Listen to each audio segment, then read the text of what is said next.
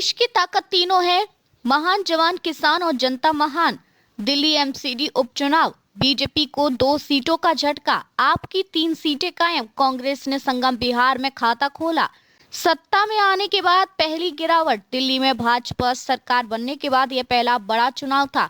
भाजपा को उम्मीद थी कि सत्ता का असर स्थानीय चुनावों में भी दिखेगा, लेकिन परिणाम उल्टे आए। पहले बीजेपी के पास 9 सीटें, अब बची 7 सीटें। यह नतीजा साफ संकेत देता है कि ग्राउंड पर नाराजगी और आप कांग्रेस की लोकल पकड़ ने भाजपा को 2 वार्डों में पीछे ढकेल दिया है।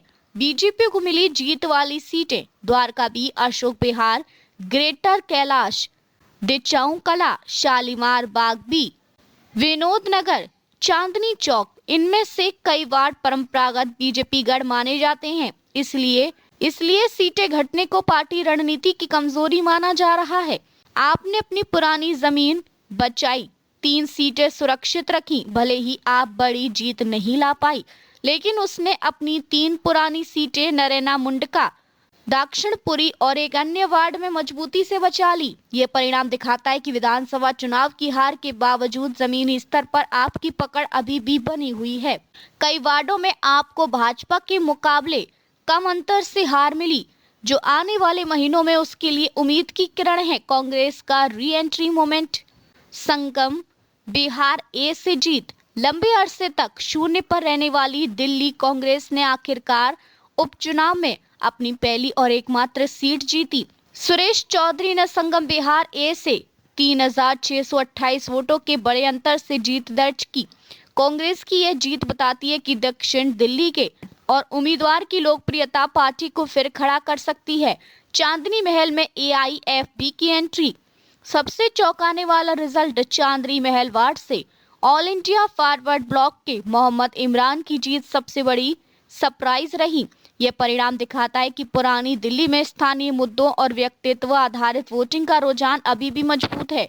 सबसे बड़ा मुद्दा मतदान प्रतिशत 12% गिरा।